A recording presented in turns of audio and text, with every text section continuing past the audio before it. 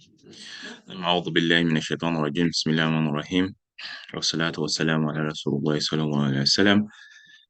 Bavandimwe duhuriye kuri iki cyicaro cya Idarsa, nongeye kubasuhuza mbifuriza amahoro y'Imana.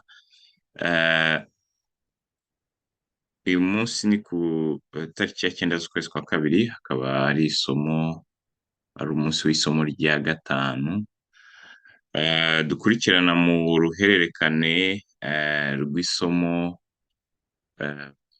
rw'amasomo twatangiye tugezweho na Sheikh Daudi Niyigena. Ayo masomo akaba nta kindi agamije usibye kuduha muri make uburyo n'ubumenyi ku bijyanye n'uburere bw'umwana muri Islam. Uyu munsi rero tukaba tuririwe ku isomo rya gatanu, turareba ku gice kijyanye n'uburere n'uburezi bikwiye umwana wa Kisilamu. Nk'uko bisanzwe rero turaza guha umwanya mu minota mikeya mwarimu wacu, hanyuma atugezeho isomo rye, abaza gukurikiraho igice cya kabiri kijyanye n'ibibazo n'ibisubizo uko Imana ari budushoboze. Hanyuma ubwo turasoza isomo mu gihe kitarenze mu by'ukuri amasaha abiri, ni ukuvuga ngo saa sita twagombye kuba twarangije.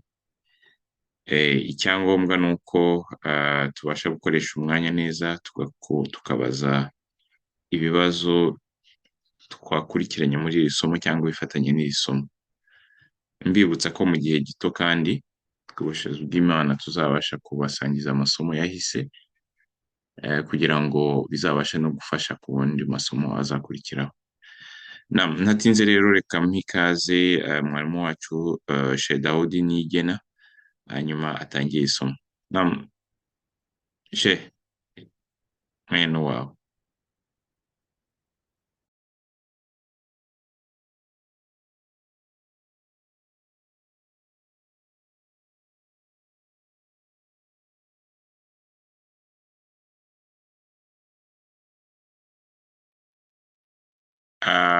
Okay, reka nze nkuvane kuri mute son.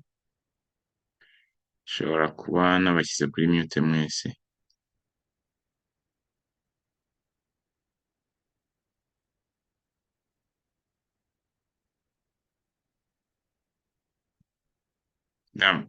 Sheikh, ushobora kuva kuri mute ugatangiza. نعم. بسم الله الرحمن الرحيم. الحمد لله رب العالمين، وأصلي وأسلم على رسول الله الأمين سيدنا محمد صلى الله عليه وسلم وعلى آله وأصحابه ومن اهتدى بهديه وتمسك بسنته إلى يوم الدين. اللهم علمنا ما ينفعنا وانفعنا بما علمتنا وزدنا علما.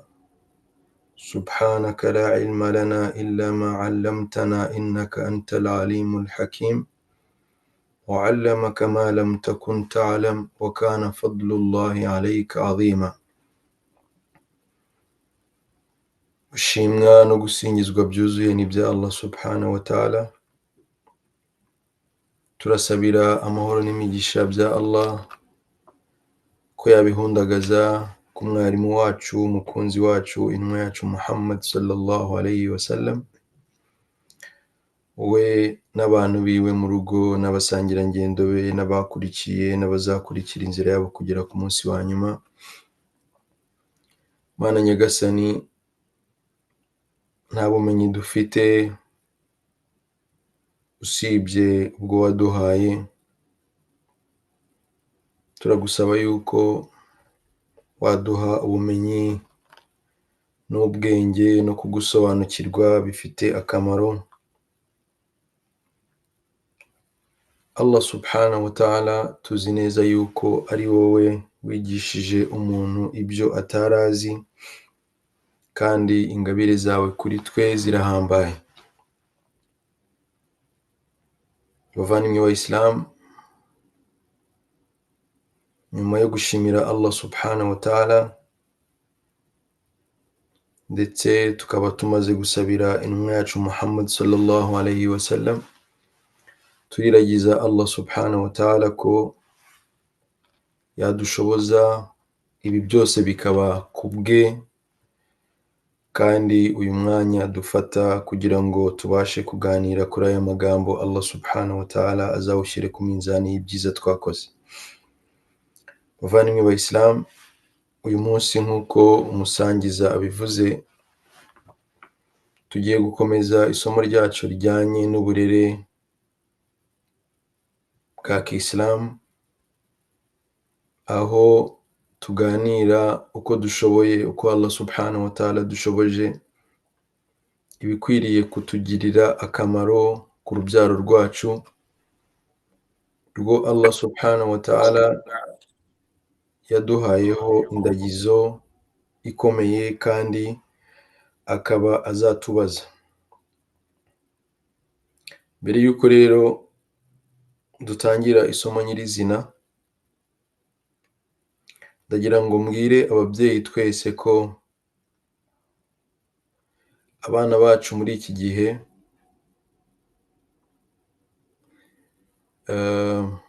bafite ingorane n'ibizazane bacamo bitewe n'isi barimo kuri uyu munsi. Abana bacu usanga bibasiwe mu bice bitandukanye. Ntabwo usibye ababasha kureba kure, abantu benshi bashobora kubitekereza ko umwana wo muri iyi si y'uyu munsi yibasiwe cyane n'ibimukikije kuruta uko byahoze mu bihe byashize. Aba bana dufite bibasiwe mu buryo Imana Allah subhanahu wa ta'ala yabaremyemo, bibasiwe mu bijyanye no kwizera, bibasiwe mu bijyanye no kuba ari abere, bityo bikaba byoroshye ko umuntu ashobora kubahindura mu buryo bworoshye. Abana bacu bibasiwe mu buryo bw'imitekerereze yabo ndetse n'ubwenge, ndetse abana bacu bibasiwe mu mico n'imyifatire yabo n'indangagaciro zikwiriye kuranga ikiremwamuntu. Mu bana rero batuye mu isi ibagose, kandi iyo si ikaba ibibi biyirimo ari byinshi cyane, kandi byose bishobora kuba bigendereye wa mwana. Niyo mpamvu umuntu ufite umwana akwiriye gusobanukirwa inshingano ikomeye cyane amufiteho, kubera yuko mu bihe byashize byari byoroshye cyane ko umuntu aba afite umwana, akaba ashobora kumutoza, akamwigisha, akamurera, kandi akaba yizeye ko uburyo yatoje umwana we n'uburyo yamureze nta kizamuhindura.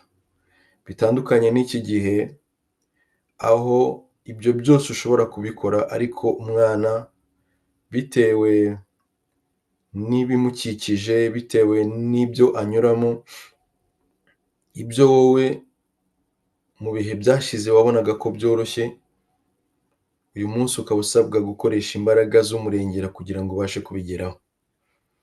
Niyo mpamvu bavandimwe ba Islam, Allah subhanahu wa ta'ala yahayeho umubyeyi ingabire y'urubyaro, imwe mu ngabire zikomeye cyane ziboneka muri ubu buzima, ndetse Imana Allah subhanahu wa ta'ala yayise umutako w'iyi si. muri suratul kahfi aya ya 18. Suratul kahfi ni sura ya 18 muri Quran, aya ya 47. Allah subhanahu wa ta'ala aratubwira ati almalu walbanuna zinatul hayati dunya, almalu walbanun zinatu alhayati dunya. Allah ati umutungo n'urubyaro ni umutako w'iyi si. Mu yandi magambo, kimwe mu bintu biri mu isi byiza umuntu ashobora kugeraho akaba atunganiwe, akaba yumva atekanye, atuje, ni Allah subhanahu wa ta'ala kumuha umutungo no kumuha urubyaro. Allah subhanahu wa ta'ala yagize urubyaro nk'uko twabigarutseho mu minsi yashize, kimwe mu bintu bishimishije, kinyura umutima w'umuntu, kinyura amaso ye, ndetse kizamura amarangamutima ye nk'umubyeyi. Bityo umubyeyi wese abona itabaro rikomeye kuri we mu mwana Imana Allah subhanahu wa ta'ala yamuhaye. Niyo mpamvu intsinzi y'umubyeyi muri ubu buzima, intsinzi y'umubyeyi mu buzima buzakurikira ubu, hamwe mu hantu ishobora guturuka ni mu kurera neza no gutunganya urubyaro Imana Allah subhanahu wa ta'ala yamuhaye. Ndetse usibye no mu buzima bw'isi twese duhuriza ku kuba umuntu iyo yabyaye abana bakamubera abana beza, akabarera neza, akabona umusaruro w'imvune ze yabaruhiye, uretse kunezerwa muri ubu buzima, uwo mubyeyi azananezerwa nyuma y'ubu buzima, nk'uko intumwa y'Imana Muhammadin sallallahu alaihi wasallam muri hadithi iboneka mu gitabo cya Bukhari yavuze ati inna Allah azza wa jalla la yarfa'u darajatan lil 'abdi salih fil jannati fayaqul ya rabbi anna li hadhihi fayaqulu bistighfari waladika lak. Mtume ati umuntu ashobora kuva mu buzima bwo ku isi akajya ku Mana nyuma yo kwitaba Imana, yarangiza akajya abona urwego rwe ruzamuka uko bukeye n'uko bwije, abona imigisha ku Mana Allah subhanahu wa ta'ala, kugera ubwo umubyeyi bimurenga akabaza Mwenyezi Mungu subhanahu wa ta'ala ati ibi ngibi biraturuka kuki, birava he? Maze ngo asubizwe ko bituruka ku kuba yarasize abana beza mu buzima bw'isi, abo bana bakaba bibuka kumusabira no kumukorera ibyiza bimugirira akamaro aho ari. Biri muri igitabo cya Ahmad. Bavandimwe b'Abayisilamu, umubyeyi ashobora kunezerwa muri ubu buzima kubera ko yabyaye neza, ariko ntibirangirira aho. Allah subhanahu wa ta'ala azakomeza no kunezeza uyu mubyeyi na nyuma y'ubu buzima. Tuzi hadithi twese dukunze gusoma ndetse inajyanye n'izi nyigisho turimo twiga muri iyi minsi. Muri Muslim, hadithi y'intumwa y'Imana Muhammad sallallahu alaihi wasallam iratubwira iti idha mata ibnu adama, iyo umuntu atabarutse akava mu isi, ibyo byose birahagarara. Ntawe uzongera kurya amafaranga aturutse kuri diplome yawe, ntawe uzongera byinshi cyane birahagarara kuri wowe, ndetse ibyinshi bikanahagarara no ku muryango wawe. Hari n'igihe umuntu ashaka ibintu akaruha, ariko nyuma y'uko agiye bya bintu aho kuba kheri na baraka bikaba fitna, nyamara kiriho byari kheri ari na baraka. Ariko ngo ibintu byose nubwo bihagarara, hari ibintu bitatu bikomeza gukora, bikomeza kurenganura no kuvuganira nyirabyo imbere y'Imana Allah subhanahu wa ta'ala. Muri ibyo, awaladun salih yad'u lah, ni umubyeyi wabyaye akarera umwana, akamukuza, akamusiga ku isi, wa mwana nyuma y'uko umubyeyi we agiye akajya azamura ibiganza bye akamusabira. Bisobanuye ko baraka cyangwa se umugisha wo kubyara si umugisha ukwiriye kubona ko ari umugisha wo mu buzima bw'isi gusa, ahubwo ni umugisha uzakomeza na nyuma y'ubu buzima, niba warawuteguye neza, ugategura urubyaro rwawe neza, ukarurera neza, ukaruha indangagaciro zikwiye, na nyuma y'ubu buzima uri umunyamahirwe cyane. Ariko nanone Bayisilamu, nubwo bimeze bitya ko umubyeyi wabyaye neza akarera neza afite kheri, afite baraka, afite umugisha muri ubu buzima, ariko hari n'ibigeragezo bibaho bitewe n'uko umuntu atubahirije cyangwa se atitaye cyane kuri za nshingano Imana Allah subhanahu wa ta'ala yamuhaye nk'umubyeyi.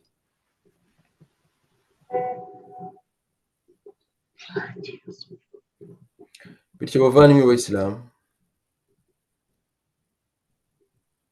ngira ngo abantu bakuraho video inshallah. Mashallah.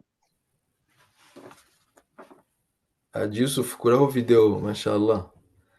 Uwo mukobwa nari mbonye menya ari umukobwa wanjye mashallah. Abubakari. N'abantu bari iwacu bari kudukurikira mashallah. Natanze hirya no hino. Mashallah, mashallah, mashallah, mashallah, mashallah. Now, I see. Kubw'ibyo bavandimwe b'Abayisilamu, iyo umuntu agize abana akagira inshingano, akabarera neza, akabatunganya, akabashyira ku murongo mwiza, ibyo byiza niyo migisha Mwenyezi Mungu amuha. Nanone utabikoze cyangwa agakora ikinyuranyo cyabyo, hari ibigeragezo nawe ahura nabyo.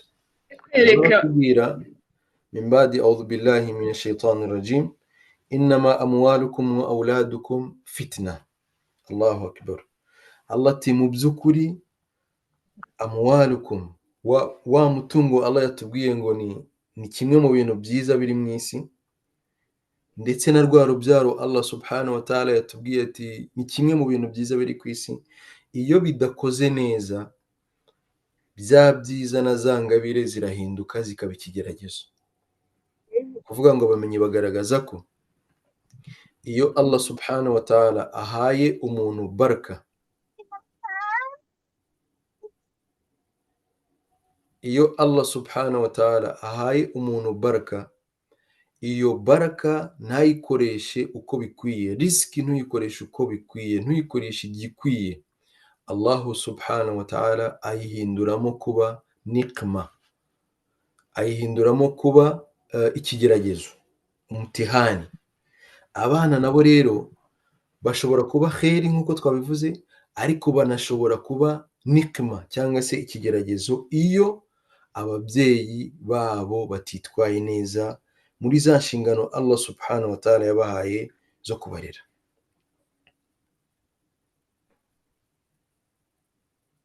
Bityo rero Bayisilamu, intumwa y'Imana Muhammad sallallahu alaihi wasallam yaravuze iti kullukum ra'in, mwese muri abashumba, wa kullukum mas'ulun an ra'yatihi, ngo kandi buri muntu wese azabazwa ibyo yaragijwe.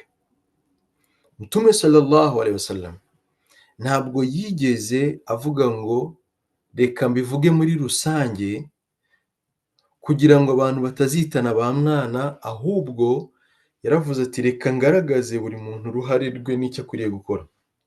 Intumwa y'Imana iti arrajulu ra'in fi baytihi wa huwa mas'ulun an ra'yatihi. Mtume ati umugabo ni umushumba mu rugo rwe, uhereye ku mugore we, abana, ibirurimo, ubuzima bwose. Allah yaravuze ati ar-rijalu qawwamuna 'ala an-nisa, abagabo bahagarariye abagore babo muri Quran. Allah subhanahu wa ta'ala aravuga ati wa mugabo uhagarariye urugo ni umushumba, ni ukuvuga afite inshingano zo gukora neza gahunda zose zijyanye n'ubuzima bwa rwa rugo. wa mas'ulun an ra'ayatihi, kandi azabibazwa imbere y'Imana Allah subhanahu wa ta'ala. N'umugore wal mar'atun ra'iyatun fi bayti zawjiha wa mas'ulatun an ra'ayatiha. Mutuma ati n'umugore n'umushumba muri rwa rugo afatanyijemo n'umugabo, rurimo abana, rurimo abakozi n'abandi. wa mas'ulatun, azabazwa nawe uwo mugore an ra'ayatiha, ibyo Allah subhanahu wa ta'ala yamuragije. Hari hadithi aho intumwa y'Imana Muhammad sallallahu alayhi wa sallam yavuze ko umuntu imbere y'Imana Allah subhanahu wa ta'ala ngo ma min abdin yastari'ihi Allah ra'iyatan yamutu yawma yamut wa huwa ghashun li ra'ayati illa harrama Allahu alayhi al-jannah.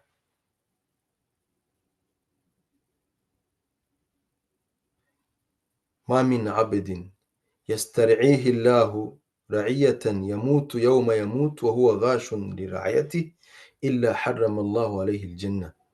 Mtumati nta muntu, nta mugaragu uzaragizwa na Allah subhanahu wa ta'ala kuragira ikintu runaka, akitaba Imana igihe cyose azitabiraho Imana, ariko akaba yarakoze atarubahirije, atararinze neza yandagiza Imana yamuhaye, ngo uretse ko uwo muntu napfa atyo Allah subhanahu wa ta'ala azaziririza aljanna kuri we. Ni ukuvuga Allah subhanahu wa ta'ala niba yaraturagije urubyaro, uru rubyaro rushobora kuba impamvu y'uko tuzajya mu ijuru kubera kururagira neza, rushobora no kutubera impamvu y'ibihano ku Mana Allah subhanahu wa ta'ala kubera ko twarworetse.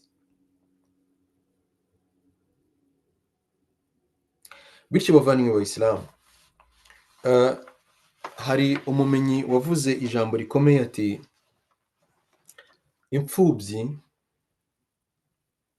ati numva abantu benshi bazifasha, bazitabara, bazigirira imbabazi, bazigira inama nziza, bazigirira impuhwe.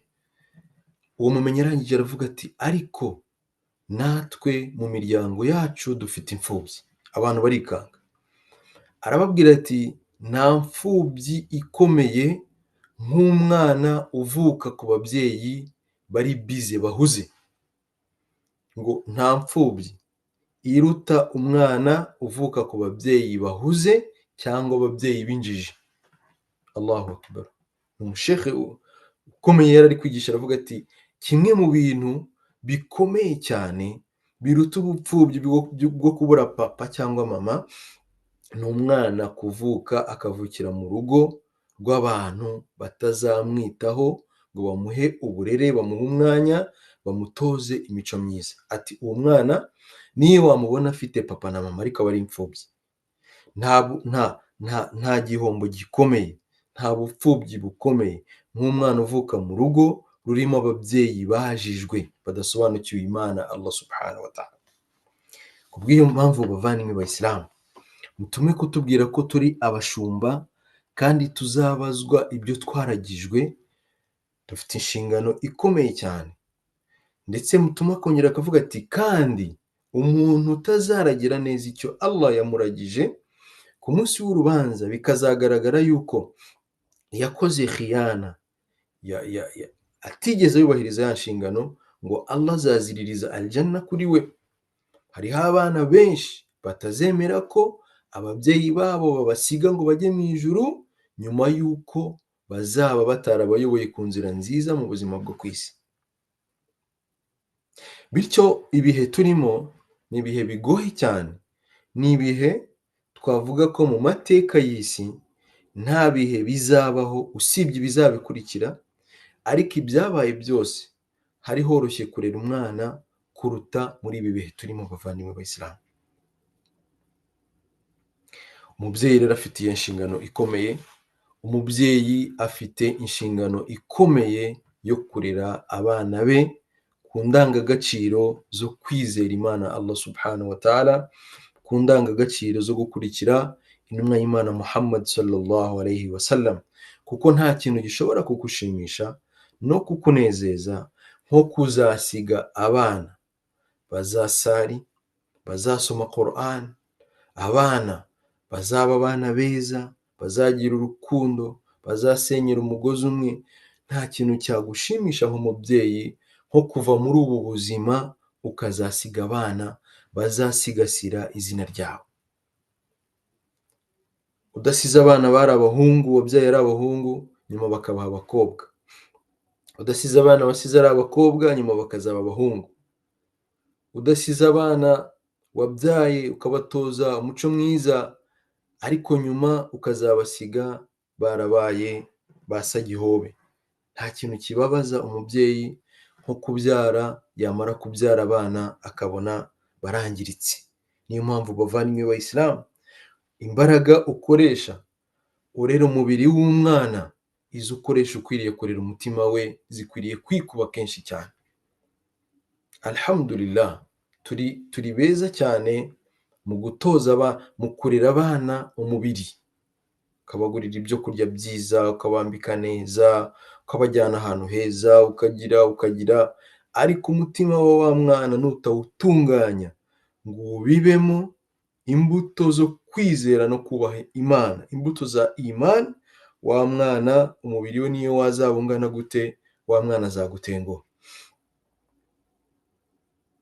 Kugira ngo twumve ko iki kintu gikomeye cyane cy'inshingano dufite yo kurera abana bacu, tukabaha uburere bukwiye n'uburezi bukwiye, nuko imbere y'Imana Allah subhanahu wa ta'ala, mu bintu Allah subhanahu wa ta'ala abaza umuntu,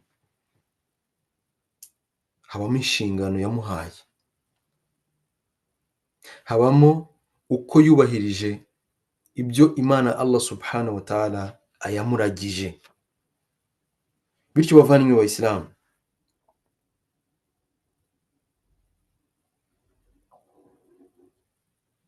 alhamdulillahi rabbil alamin, abana bacu biga mu mashuri mashallah mashallah.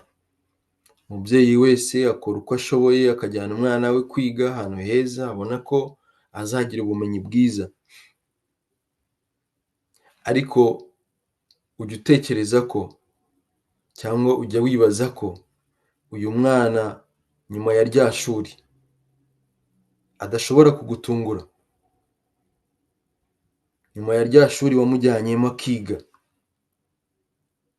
adashobora kugutungura? Ndavuga wenda nk'ababyeyi bari muri ibi bihugu by'abazungu. Ntabwo umwana ubibona ko isaha iyo ari yo yose yagutungura, akaba yakubwira nk'ijambo ku buzima bwe ry'icyo ashaka kuba cyo cyangwa gukora, ukaba watungurwa aramutse akubwiye ibitajyanye n'uko wari usanzwe utekereza ko yakubwira. Umuntu umwe yaratuganirije aratubwira ati, hari umuntu wavuye mu Rwanda ajya muri Amerika, ariga, ageze ku gasongero k'amashuri yahise abwira ababyeyi be n'inshuti ze, arababwira ati, njyewe naje gusanga Imana itabaho. Ni ukuvuga ngo nyuma y'imyaka yose inyungu yabikuyemo ni uguhakana Imana Allah subhanahu wa ta'ala. Uwo muntu rwose uwampaye ubuhamya yarambwiye ati, arahari, yitwa gutya, aha n'aha, uzamushake, cyangwa ati uko nguko niko byagenze. Nta bantu bangahe twirirwana nabo hano bakubwira bati, njyewe sinemera Imana, kandi ukanabimwubahira uti rwose kazi kawe, ariko wowe umuyisilamu, wowe umwemera, wowe ushaka ko abana bawe bazaba nk'ukuri, ni igiki ukora kugira ngo abana bawe batazagwa muri uwo mutego ejo hazaza? Nta mwana ukura ari Muhamadi igihe cyagera akabwira se ati, njye ndumva naba Aisha. Ubuhamya ntitubufite, ntitubibona. Nta mwana ukura ari Hasani nyuma y'igihe runaka akazabwira se ati ndashaka kuba undi uwo ari we wese. Abayisilamu, izi ni challenge, ni imbogamizi ziri mu buzima bwacu. Usibye n'aha, alhamdulillah, no muri Afurika umuntu ashobora kuharerera umwana, mashallah, tuvuga ngo hari uburere, hari indangagaciro, abantu baracyari ku muco wabo, ariko umwana ashobora kugutungura mu Isilamu. Bityo wowe mubyeyi wifuza ko umwana wawe azagumana izina ryawe, akazasigasira za ndangagaciro wari ufite, ufite inshingano ikomeye cyane yo kumurera, ukamuha icyerekezo gikwiye, umwemera. Tuhise tujya ku kintu cya mbere mu burere ukwiriye guha umwana wawe, ni uko umwana wawe ugomba guhakikisha ko, nk'uko intumwa y'Imana Muhammad sallallahu alaihi wasallam yavuze iti kullu mawludin yuladu ala alfitra, kullu mawludin yuladu ala alfitra. Intumwa y'Imana iti buri mwana wese avuka ari kuri kamere ndemano yo kwizera. Ni ukuvuga ngo nta mwana uvuka uretse ko umutima we uba urimo ko Imana ari imwe. Nta mwana uvuka uretse ko fitra, natire ye, ariyo kwizera no kubaha Imana Allah subhanahu wa ta'ala. Fa abawahu, ababyeyi ba wa mwana ageze mu maboko, nibo bamuhindura, yuhawidani au yunasirani au yumajisani. Mutuma ati ababyeyi wa mwana avukiyemo nibo bamuhindura, akaba umuyahudi, akaba umunaswara, cyangwa akajya asenga umuriro, cyangwa n'Imana akayihakana burundu. Uyu mwana ni ukuvuga ahindurwa, agahinduka bitewe n'amaboko amufite. Fitra rero ndemano cyangwa kamere ndemano ya wa mwana afite, yakuye ku Mana Allah subhanahu wa ta'ala, ariyo kubaha no kwizera Imana Allah subhanahu wa ta'ala. Uwo mwana wowe mu Isilamu ukwiriye gusigasira no kubungabunga iyo kamere Allah yamuhaye, yamuguhanye, ukagerageza kuyibungabunga ubuzima bwe bwose. Ibyo rero nibyo bigusaba umuhate ukomeye cyane, kuruta n'umuhate ushyira mu kumujyana ku ishuri, kuruta n'umuhate ushyira mu kurera umubiri we, kuruta n'umuhate ushyira mu bintu byose ubona ko bimufitiye akamaro. Kurera umutima we, uwo mutima umurimo Imana yamuguhanye, ukawurera ku ndangagaciro zikwiye Imana yamuguhaye afite, ni inshingano ikomeye cyane mu Isilamu. Na ziriya nshingano dukora zirakomeye, ariko Imani kuyibiba mu mwana wawe, hari n'igihe nawe ntayo uba ufite. Faqidu shay'in la yuti, utagira ntabwo atanga. Ntabwo waba udasenga uyu munsi ngo uzatoze umwana wawe azasenge.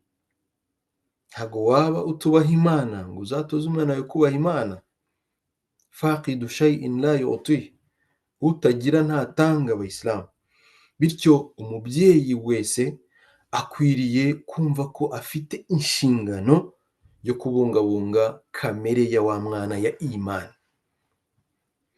Murebe ku ntumwa z'Imana Allah subhanahu wa ta'ala zitabayeho mu bihe nk'ibyo turiho Abayisilamu. Allah yaratubwiye ati am kuntum shuhada, ese mwari muhari idh hadara Yaqub al-maut, ubwo Nabiyullah Yaqub yaragezweho n'urupfu. Faqala libani, idh qala libani, abwira abana be, ma ta'buduna min ba'di, yemwe bana banjye muzasenga iki, muzaba bande nituba tutari kumwe. Allahu akbar. Wowe ujya wibaza uti abana banjye nimba ntahari, nimba ntakiri muri ubu buzima, ese bazaba Abayisilamu? Bazambara bikwize? Abana banjye bazajya ku musigiti babona abandi Bayisilamu? Abana banjye Korani iyi bazayisoma bamenye ko ari igitabo cy'Imana. Ese abana banjye nimba ntakiriho bazazamura ibiganza, bazansabira?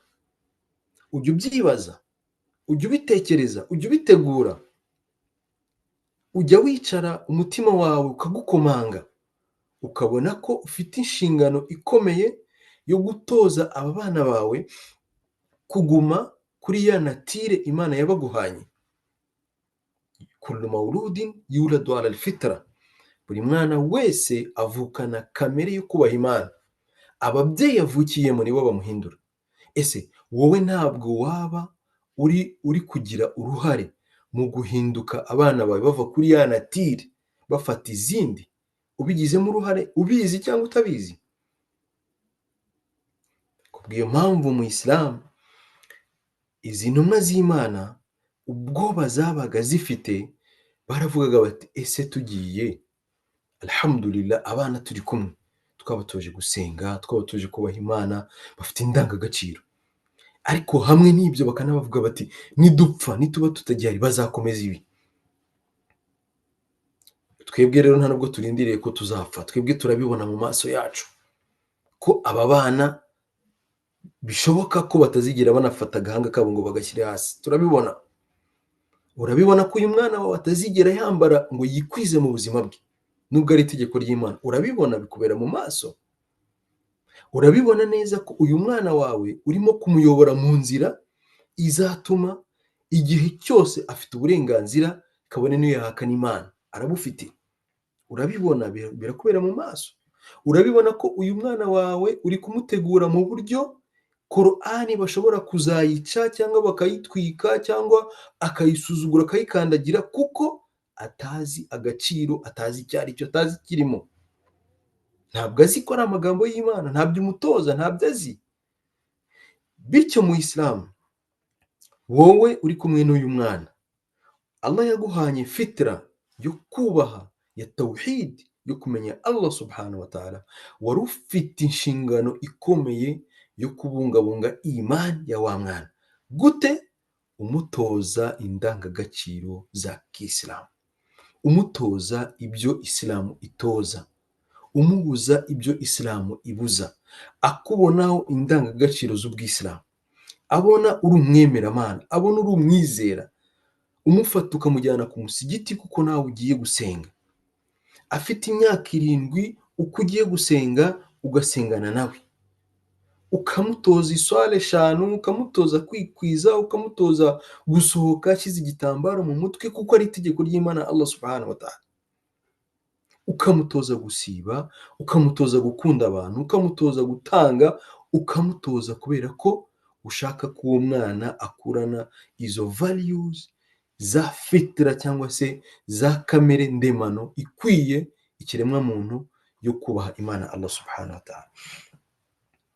Bavandimwe b'Abayisilamu,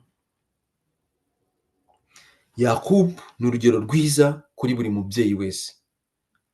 Gukusanya abana be akababwira ati bana banjye, nimba ntahari bizagenda gute? Wowe reka gutegereza igihe uzaba ugiye gupfa rero, ahubwo bikora ubu ngubu, kuko uwo yabivugaga agiye gupfa kuko yabanje gukora inshingano ze. Wowe inshingano zawe zikore uyu munsi, uhakikishe ko umwana wawe ari kuri wa murongo ukwiye, ari kuri ya gahunda Imana ishaka, ari kuri bwa buryo Allah subhanahu wa ta'ala ashaka ko amera. Luqman alayhi salam, umubyeyi wabayeho mu mateka, ntiyari intumwa, ariko ni umuntu Imana subhanahu wa ta'ala yagaragaje ko ari ikiremwa, ari umugabo mwiza abantu bafataho urugero, ari umunyabugenge, ndetse Allah yanamwitiriye isura nzima muri Quran. Ariko turebe zimwe mu nama zikomeye mu mateka ya Luqman alayhi salam. وإذ قال لقمان لابنه وهو يعظه، سورة الروم. سورة لقمان. وإذ قال لقمان لابنه وهو يعظه. Mwibuke ubwo Luqman yabwiraga umwana we, wahuwa ya'iduhu, ari kumuha mawaidha, ari kumwigisha. Faqal, aravuga ati ya bunayya, yewe mwana wanjye, la tushiriki billah, ntuzabangikanye Allah n'icyo ari cyo cyose, usimshirikishe Mwenyezi Mungu subhanahu wa ta'ala.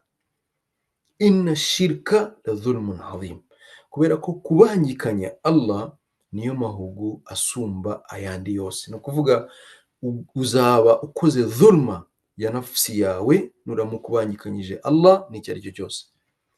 Luqman arabwira umwana we inama abona ko ya nama uramutse ugiye gusiga abana bawe ku isi wa munsi wa nyuma, inama ushobora kubaha ni iyihe?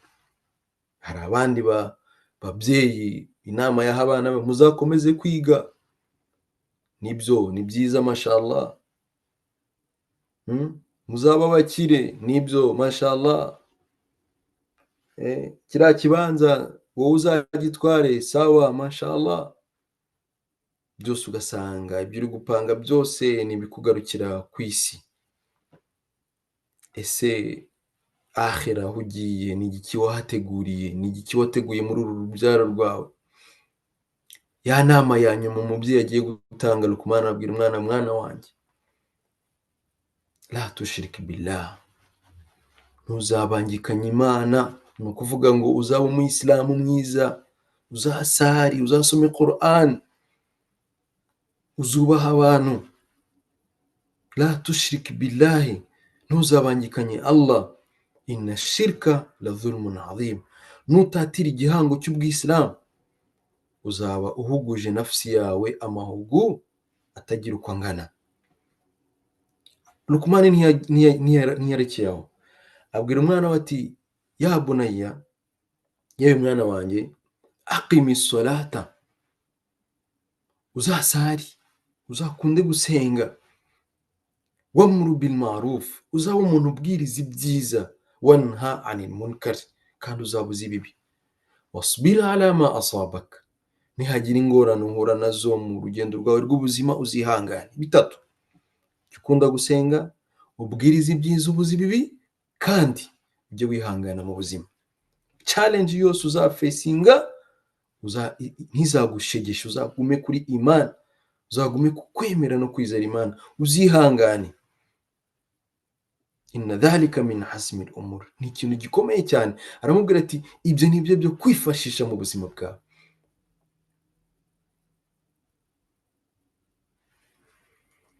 Bavandimwe b'Abayisilamu, kurera cyangwa se uburere umwana akwiriye bwa mbere ni Imana. Umwana wawe muhe amapaki 10 y'imigati buri munsi. Buri munsi nashaka ajye nk'igikombe cya nido. Ufata imodoka yawe ujye umushyiramo, umujyane kwiga ku gihe, mashallah. Ariko uyu mwana nutamurera ngo bitwarane no kurera imani ye bidasigana rimwe na rimwe, ahubwo ugashyira n'imbaraga nyinshi cyane mu gutunganya umutima we, uyu mwana bizarangira urimo kuririra mu myotsi, byihute cyangwa bitinde. Abayisilamu, niyo mpamvu buri mubyeyi wese Allah subhanahu wa ta'ala adushoboze, adufashe kureba kure, adukureho aya maso atubeshya. Tumeyakunda kuvuga ati, Allahumma arina haqqa haqqa warzuqna ittiba'a, Allahumma arina al-haqq, Mana nyagasani, kuraho aya maso atubeshya, atuzubaza, uduhe kumenya ukuri no kugukurikira. Wa arina al-batil al-batil, Mana nyagasani, uduhe kumenya ikinyoma. Ibintu byinshi barabidutakira, bakabitwereka, bakabidushyira imbere, bigahinduka ukuri kandi ari ikinyoma. Ugasaba Imana uti, Mana nyagasani, uduhe kumenya ikinyoma no kukirinda. Ibinyoma biri muri ubu buzima ni byinshi kuruta ukuri. Bayisilamu, niyo mpamvu umubyeyi ureba kure, utekereza kure, ufite indangagaciro, akwiriye kubona ko ukuri niko gukwiriye guharanirwa, kandi iteka ukuri kuzahora ari kumwe, ntago ukuri kujya kuba kubiri. Bayisilamu, bityo uyu mwana wawe akeneye uburere buruta cyane na kure ibindi byose ushyiramo imbaraga, uburere bwa Kisilamu. Umwana muhe umwanya wo kwiga Quran, muhe umwanya wo kuganira nawe ku nkuru z'ubwisilamu. Fata umwanya uganiriza abana bawe ku bijyanye no gukunda iyi dini no gukunda intumwa yabo Muhammad sallallahu alaihi wasallam. Fata umwanya ukwiye wo kujyana abana bawe ku musigiti kenshi. Fata umwanya ukwiye wo kubumvisha inyigisho z'ubwisilamu. Fata umwanya ukwiye wo gusengana nabo, babikuboneho, babitore nk'umuco, babishyire mu buzima bwabo. Ikwize nk'umubyeyi wabo, bakubone ko ari indangagaciro imwe mu zikugize, bazabikurane. Uko niko Imana Allah subhanahu wa ta'ala ishaka ko uburere bwa mbere dutoza abana bacu buba ari ubwo bwo kwizera no kubaha Imana. Mtume sallallahu alaihi wasallam yaravuze ati muru awladakum bis-sala, mubwiriza abana banyu gusari bafite imyaka 7. Ni ukuvuga uburere umwana akwiriye bwa mbere ku myaka mito atazi agaciro k'ibyo arimo. Umwana w'imyaka 7 ntabwo azi akamaro ko gusenga, ntabwo azi ibyo gusenga aricyo, ariko mutoze uko gusenga n'iyo swala abikurane kugera ubwo agaciro ka rya sengesho kazajya kumugeramo ari igikorwa utamubwiriza, utamutoza, aricyo yatoye yashyize mu buzima bwe. Intumwa y'Imana Muhammad sallallahu alaihi wasallam yaravuze ati khairukum li ahlihi, umuntu mwiza ni umuntu mwiza mu rugo rwe. Ni ukuvuga ngo ni umuntu mwiza umenya ngo mu rugo rwanjye hakwiriye kuba hameze gute. Mtume sallallahu alaihi wasallam yafataga Qur'an agasoma, Aisha akamwumviriza, abana bakumviriza. Nubwo Mtume atagize amahirwe yo kugira abana benshi cyangwa ngo bakuze, nkuko dufite bangahe, we ntawe yari afite abo benshi, twebwe alhamdulillah. Ariko intumwa y'Imana Muhammad sallallahu alaihi wasallam igakunda ko mu rugo rwe abana be, badamu be baba ari abantu bari muri environment y'ubwisilamu. Iyo turi mu rugo tuganira iki? Tuganira imipira, tuganira amafilimi yasohotse, tuganira uko tuzakora shopping, tuba turi gutoranya ibyo twodaringa n'ibiki. Ariko ni gake cyane abantu bafata umwanya ngo baganire ku bwisilamu. Ni ubuhe burere turimo guha abana bacu niba ibyo tubatoza byose ari bizabagirira akamaro mu buzima bwo kwisi gusa? Akhira yabo ntayo twitayeho, natwe yacu abayibuka ni bakeya. Ariko abayisilamu uburere bwa mbere bukwiye ni uburere bwo gutoza umwana wawe imani, gutoza umwana wawe tawhid, gutoza umwana wawe indangagaciro za Kisilamu. Hari ibintu 5 tugana ku musozo inshallah buri mubyeyi wese akwiriye gutoza umwana we. Niba ushaka ko umwana wawe ku bushobozi bw'Imana Allah subhanahu wa ta'ala yaba umwana utunganye, umwana mwiza, yaba umwana wifuza uzagusabira tutakiri muri ubu buzima, niba ushaka ko umwana wawe ejo n'ejo bundi uzasiga izina ryiza imusozi, ibi bintu 5 ujye bizirikana. Cyambere, umwana wawe mutoze ijambo mu cyarabu bita qanaat.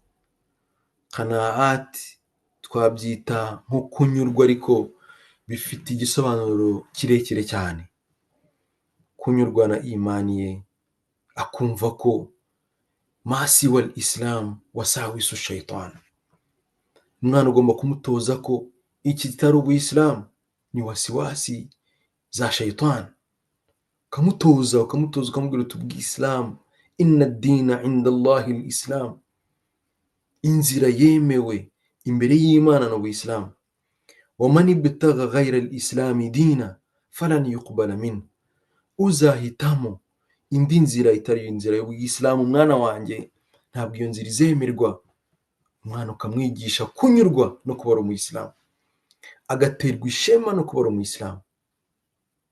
Icyo ni ikintu ukwiriye kubiba mu mwana wawe ubuzima bwe bwose.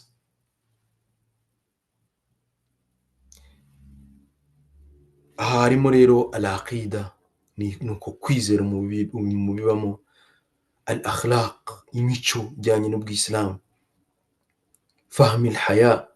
Umwana ukwiriye kumutoza gusobanukirwa ubuyisilamu mu ishusho, gusobanukirwa ubuzima mu ishusho y'ubuyisilamu. ubuzima, uyu mwana umubwira uti shaka ubuzima, jya kwiga uzagira ubuzima, ubu buzima turimo, ubu buzima, umwana ukwiriye kumushushanyiriza ubuzima mu isura y'ubwisilamu.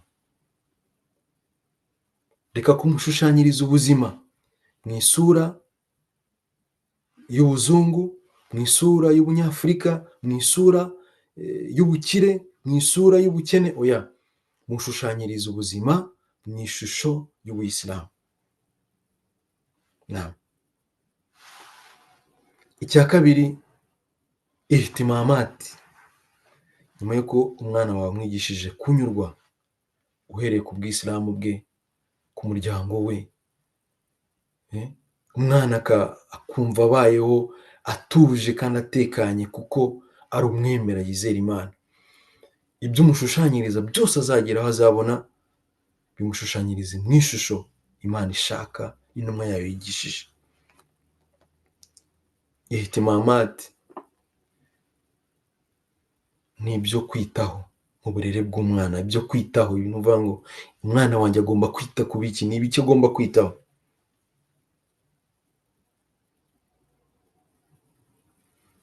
Umwana wawe mutoze kwita ku bintu, byaba ibyo by'ubuzima bwe bw'isi abyiteho, niba ari ayo masomo ayiteho, niba ari ugusoma abyiteho.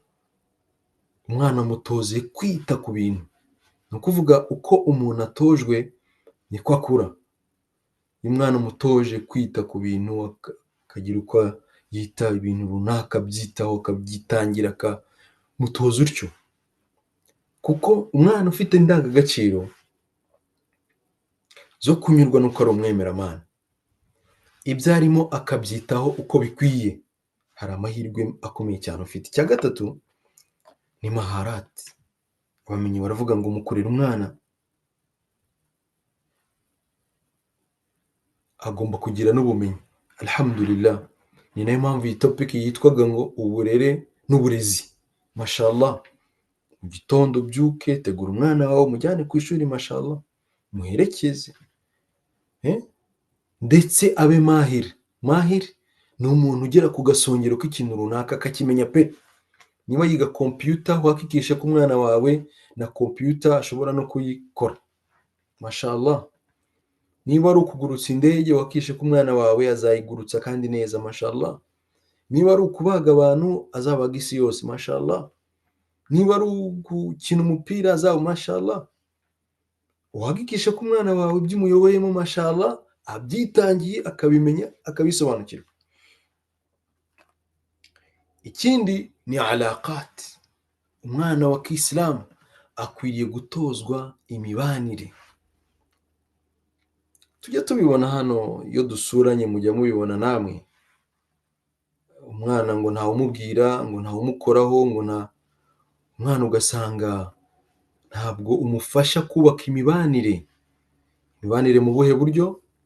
Ngo amenye ati ni gute ngomba guhitamo inshuti yanjye, ni gute ngomba kubana n'abantu. Ese iyo ndi mu bantu nitwara nte? Alaqat.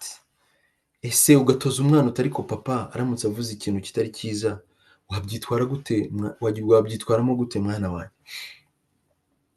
Umwana azakubwira uko ashaka, cyangwa bibwire umuntu wagusuye. Umuntu mwigeze kutubwira uburyo yigeze gusura umuryango umwe, noneho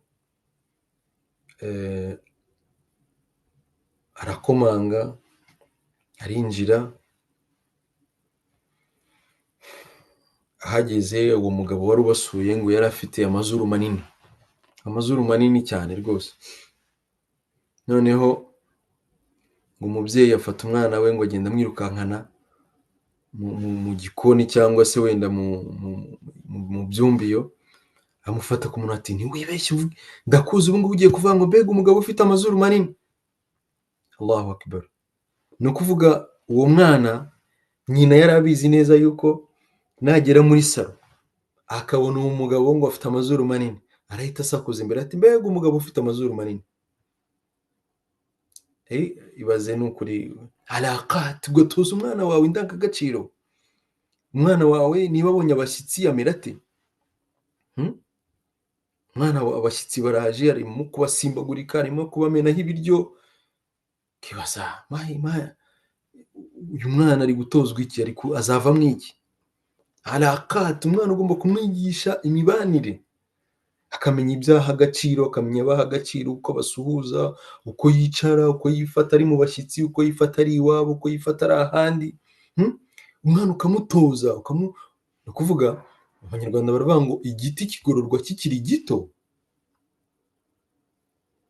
Niba tuvuga uburere n'uburezi bukwiye umwana wa kisilamu, ntabwo twareka kuvuga ko hariho abana benshi tubona, ukabona umwana ukavuga ngo ariko uyu mwana ko ari purizentinga ababyeyi be, ubu aba babyeyi uyu mwana barimo kumutoza ngo azavemo iki? Azavemo ikihebe? Umwana arasimbuka agahagarara nk'ahariya mu bashyitsi, agasimbuka akabagwaho. Subhanallah. Umwana uramubwira ngo icara, agahagarara. Wamubwira uti hagarara, akicara. Ngwino, akagenda, genda, akaza. Ukavuga uti ya subhanallah. Umwana rero muri cya gihe cy'ubwana bwe, kuko igiti kigororwa kikiri gito, mwigisha alaqat, imibanire n'abantu, uko azatoranya inshuti ze. Ese buri inshuti izaza ku mwana wawe azavuga ati welcome? Ugomba kumenya umwana inshuti umuhitiramo, ukamubwira uti inshuti ugomba guhitamo zigomba kuba zifite izi values. Uzakunde abana bakunda abandi, uzakunda abana badafite ivangura, uzakunda abana bakubwiriza ibyiza, bakubwiza ibibi. Ntuzakunda abana bajya mu biyobyabwenge, ntuzakunda abana bagira batya, ntuzakunda abana basuzugura ababyeyi. Umwana ukamwigisha alaqat. Abashyitsi nibaza mu rugo uzitware gutya. Mu rugo tugomba kuba duteye gutya, igihe twasuwe tugomba kwitwara gutya, igihe turi mu rugo twenyine. Umwana agatozwa, akigishwa. Ikindi, al-qudwat. Qudwat ni twavuga ko ari nk'imyifatire. Ni ukuvuga ngo hari alaqat. Alaqat twavuga ko ari imibanire, ariko noneho hari ibindi bintu twavuga. Ubundi qudwa ni urugero rwiza, ni ukuvuga umwana ukamutoza kuba urugero rwiza mu bandi. Gute?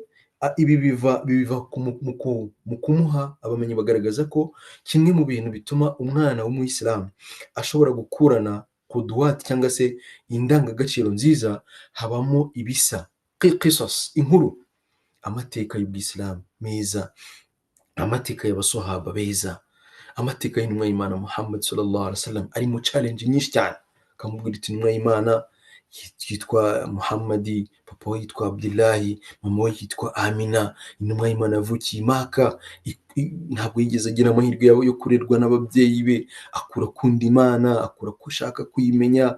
Bukeye arimuka ajya i Madina, ashyira hamwe umuryango w'abayisilamu. Abayisilamu baba ikintu kimwe, yigisha la ilaha illallah. Ahura na challenge nyinshi, ariko agakunda umma, akarara basabira, akarara basengera. Umwana ukamutoza amateka. Abubakar Siddiq ni umugabo wabayeho mu mateka y'ubwisilamu, yakundaga Imana n'intumwa yayo cyane. Bukeye aragenda aritangira idini ye, kugira ubwo n'ibyo yari afite byose abitanze mu nzira y'Imana Allah subhanahu wa ta'ala, kugira ngo ubwisilamu bwamamare, njye nawe tuzaba abayisilamu.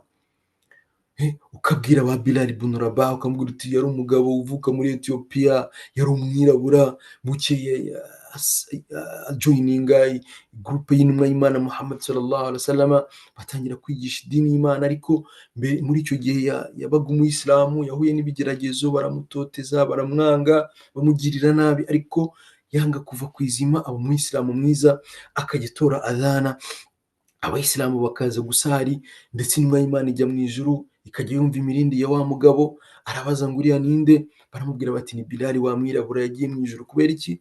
Uruhare rwe mu kubungabunga no kwamamaza idini y'Imana Allah. Ukamuha inkuru. Yusufu alayhi salam ni intumwa y'Imana, yabayeho ku isi, agira ikigeragezo, umugore aramukunda ariko arihangana. Mwana wanjye uzihangane, ntuzagwe, uzakomere kuri Imana yawe. Ukamuha urugero rwa Yusufu alayhi salam, yari umusore mwiza cyane nk'uku kwawe.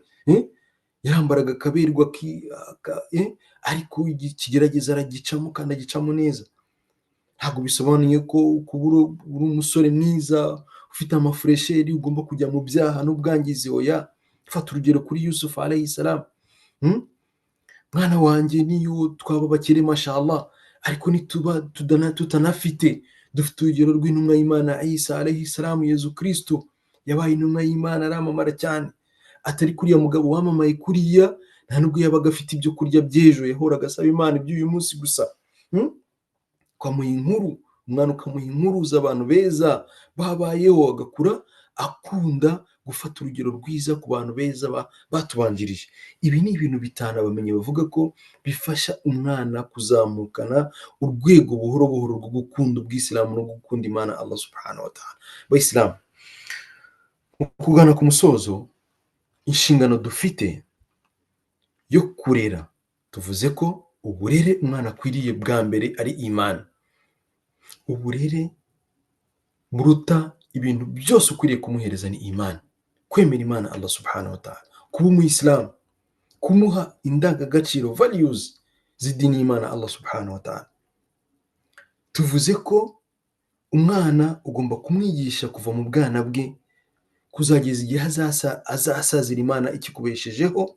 Ugomba kumwigisha kubungabunga fitra yavukanye yo kubaha no gusenga Imana Allah subhanahu wa ta'ala, kabimufashamo kandi nawe ukabikora. Imana iratubwira iti wa'muru ahlaka bis-salati, Allah ati yewe Muhammad tegeka abantu bawe gusenga, wastabir alayha, nawe ubwawe ubikore. Ni ukuvuga nta burere cyangwa se uburezi bubaho keretse ababutanga nabo bari muri iyo nzira, bari muri iyo njyana. Umwana agakora etide umwicaye ku ruhande, ukamumotiva, motivation. Umwana ukajyana nawe gusenga, umwana akabona ko ntabwo ndi njyenyine, ndi kumwe na papa, ndi kumwe na mama, cyangwa ndi kumwe n'umwe muri bo, cyangwa niba harundera ariko ari hafi yanjye. Kandi Bayisilamu, ibihembo bikomeye bijyana no gukora inshingano zikomeye. Ni ukuvuga ngo iyo tubwiye ngo umubyeyi azambikwa ikamba ku munsi w'imperuka, iyo tubwiye ngo umubyeyi azasabirwa n'umwana we imigisha y'umwana imugereho yaranitabye Imana, nitubwire ngo yawmal qiyama umuntu azabuzwa ijuru nuko atareze neza umwana we, ndetse anashyirwe mu ijuru kubera ko yamureze neza. Ibi bintu byose bifite ikiguzi. Ikiguzi cyabyo ni inshingano ikomeye Imana yaguhaye izakubaza, ugomba gukora neza. Kandi Bayisilamu, billahi thumma billah, dusabirane kheri kwa Allah subhanahu wa ta'ala. Niturera aba bana bacu neza, tukabaha indangagaciro za Kisilamu, billahi aba bana bafite uruhare rukomeye mu kuzafasha iyi umma. Aba bana bazagira uruhare rukomeye mu kuzigisha ubw'Isilamu n'idini y'Imana ejo hazaza.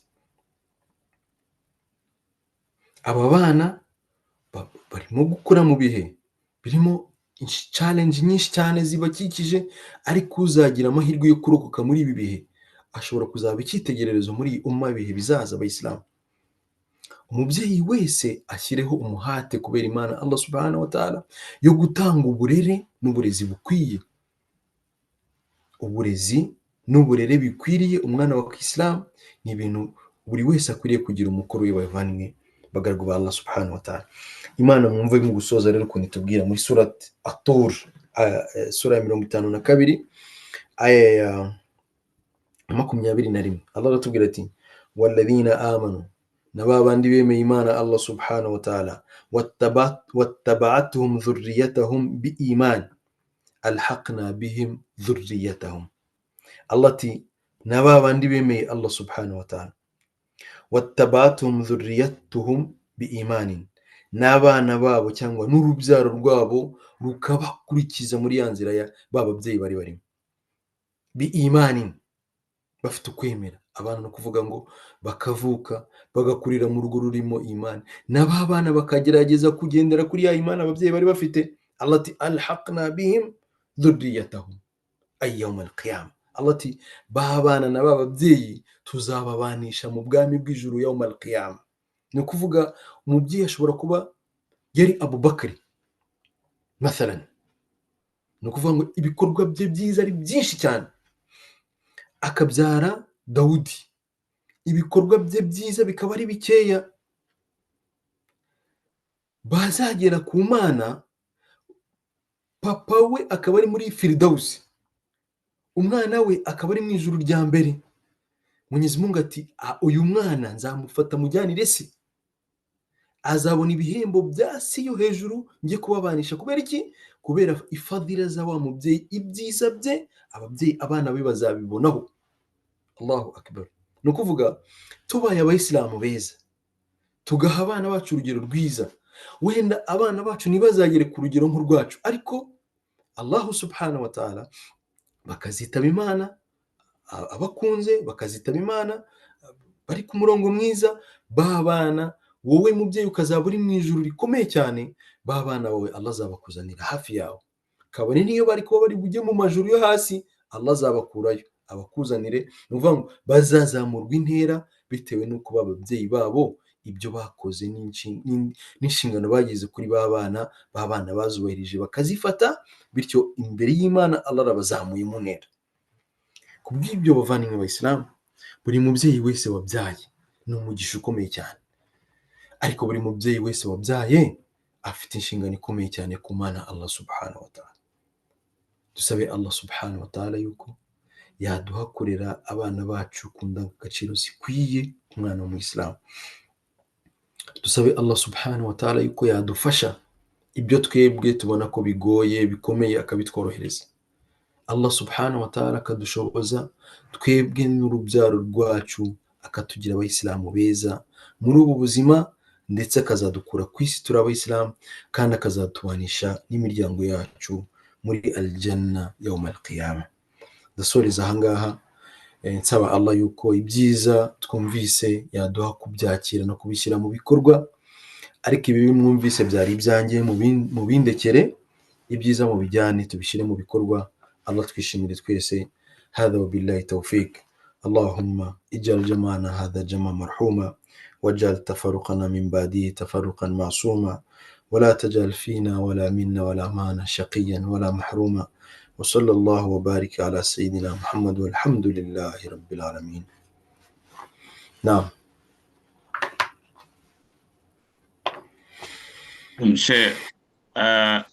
Allah kwishimiye ku isomo ryiza uduhaye, nuko igihe cyari gitoya, numvaga wakomeza, cyane cyane ko ntekereza ko tugeze ku gice nakwita umutima w'iri somo. Twahereye hasi, ariko ibirimo ntekereza ko bifite uburemere buhagije nako bwinshi, kugira ngo wenda dukomeze twunguke. Nasabaga ko abakurikiranye isomo inshallah babona umwanya wo kugira ngo basobanuze cyangwa se tunabone n'ubwunganizi, ariko tugambiriye kugira ngo ducengere cyane cyane ku byo twumvishe, tunumve n'uburemere bwabyo. Ikindi ntekereza tuzagira n'amahirwe mu masomo asigaye make tuzakurikizaho, ni uburyo cyangwa se amayeri twahana kugira ngo ibivuzwe muri aya masomo benshi tubashe kuba twabishyira mu ngiro. Muri iki gice rero cy'ibibazo kigiye gukurikiraho, ngira ngo usibye kugira ngo dusesengure isomo cyangwa se ducengerwe n'isomo, nifuzaga kugira ngo wenda kubo byaba byacitse, nababimburira mbaza Sheikh, mu by'ukuri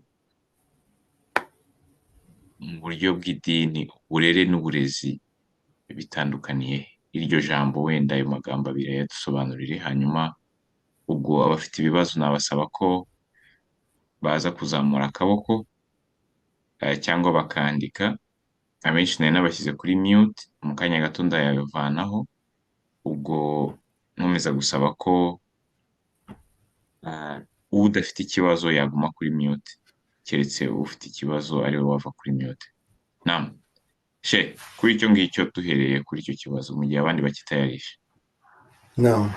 Bismillahir Rahmanir Rahim. Uragira uti uburere n'uburezi bitandukaniye he muri Islam? Ngira ngo eh, uburere ni ibintu biri, eh, ntabwo tubikura ku ishuri. Ni ukuvuga ngo uburere ni, mu cyarabu tubyita tarbiya. Ni indangagaciro cyangwa se values umuntu ahabwa bitewe n'ubuvuke bwe. Ni ukuvuga umuntu ashobora kuvukira mu maboko y'ababyeyi basenga, bakamutoza gusenga, bakamutoza gukunda abantu. Akavuka mu bantu bagira urukundo, bakamutoza urukundo. Biriya bintu byose bya valeur twavuga ko ziri muri kamere nziza umuntu akwiriye kuba afite, biriya nibyo bita uburere. Ndetse usanga mu kinyarwanda baraciye umugani ngo uburere buruta ubuvuke. Uburere buruta ubuvuke ni nko kuvuga ngo umwana ashobora kuvukira ahantu hakomeye nk'ibwami, ariko kubera yuko batamuhaye indangagaciro z'ubumuntu bukwiye, ugasanga nubwo avuka ibwami ntacyo bimaze muri rubanda. Umuntu ashobora rwose kubona nk'umuntu yarize akiga nko kwa shitani. Shitani buriya ngo ifite ubumenyi bwinshi, abantu bayikuraho bwinshi cyane. Babitangamo urugero, ushaka kuvuga ngo niyo waba warize kwa shitani, ibyo ngibyo ni ibyawe. Umuntu akiga rwose akagera ku gasongero k'amasomo, ariko ukamubona mu myifatire n'imyitwarire ye nta ndangagaciro zimurimo. Biriya rero nibyo bita uburere. Biriya bintu umuntu akwiye, kuko umuntu nyamuntu akwiye. Nk'ubu tubona muri ibi bihugu by'abazungu, ikintu cyitwa uburere ni ikintu gikomeye cyane. Aba bantu tubamo murabibona ko ni abantu bafite uburere udashobora kugereranya n'abantu benshi muri iyi si. Kuko niba umuntu atinya no kwica imbeba, njya nibuka ko twakuze iwacu muri quartier, umuntu avumbura imbwa abana bose bakayirukaho kugira ngo bayice gusa, nta kintu yabatwaye, nta kindi. Ariko hano usanga umuntu avuga ati n'ipusi cyangwa inuma ubonye mu muhanda, umuntu agahagarara ukabona foreni y'abantu 100 y'imodoka irahagaze kubera inuma, mu gihe twebwe umuntu ayigeraho ntanafate feri. Biriya bintu rero byo kuba umuntu afite ubumuntu nibyo bita uburere. Kumva ko utabwira umuntu amagambo wishakiye, hari ibintu utavugira ahantu, ibyo bintu babyita uburere. Kandi biriya bintu Imam Shafi yaravuze ngo njyewe namaze imyaka 20 ndi gushaka ubumenyi, atari ko ubumenyi bwose mwabonye nigishije nabufashe mu myaka 2. Imam Shafi atari ko imyaka 18 nayimaze ndi kwiga uburere, adabu, kinyabupfura. Ni mu gifaransa baravuga ngo science, ariko ça conscience sinzi wa mugani najyaga numva ngo c'était quoi, je sais pas, je me rappelle pas. Ariko ni ukuvuga umuntu ashobora kuba ari umuntu akabura indangagaciro, ubwo nibwo bwitwa uburere. Uburezi rero ni education, ni ibintu dukora ku ishuri, ta'alim. Tujya kwiga bakatubwira ngo 1 kongeraho 1 ni 2, ukiga comptabilité, undi akiga math physique, undi akaba docteur, undi akatwara icyogajuru. Biriya ni ubumenyi, nibyo byitwa uburezi. Uburezi tubukura mu ishuri, turabwiga, ariko uburere ni indangagaciro dutozwa. Uburere turabutozwa, ariko uburezi turabwiga. Sinzi niba bisobanutse. Naam, shukran.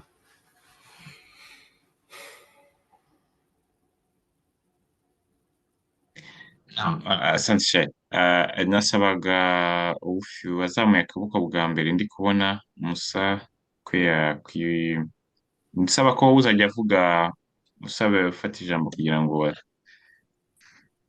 avuge ikibazo cye, yajya yivuga akatubwira n'aho ari kugira ngo tunarusheho kumenyana, hanyuma akavuga ikibazo cye inshallah. Musa.